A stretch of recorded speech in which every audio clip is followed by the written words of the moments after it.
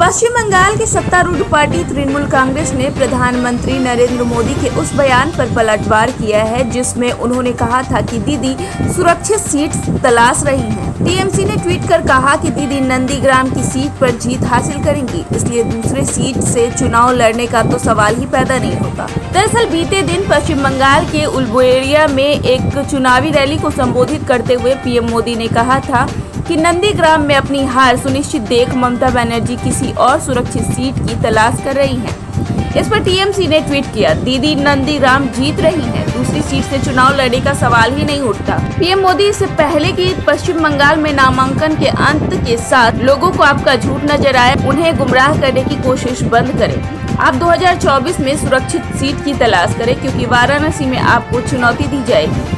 आपको बता दें कि प्रधानमंत्री मोदी ने गुरुवार को दावा किया कि पश्चिम बंगाल की जनता मुख्यमंत्री ममता बनर्जी से नाराज है और अब उन्हें लोगों के इस गुस्से से कोई नहीं बचा सकता। साथ ही उन्होंने कहा कि आज नंदीग्राम में जो भी कुछ हुआ उससे पता चलता है कि दीदी भी अब हार मान चुकी है।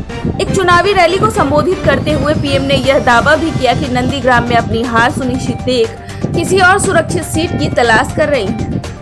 उन्होंने कहा कि क्या ममता दीदी इस चुनाव में अपने 10 साल के शासन का हिसाब दे रही हैं? सच्चाई यह है कि उनके पास हिसाब देने के लिए कुछ है ही नहीं।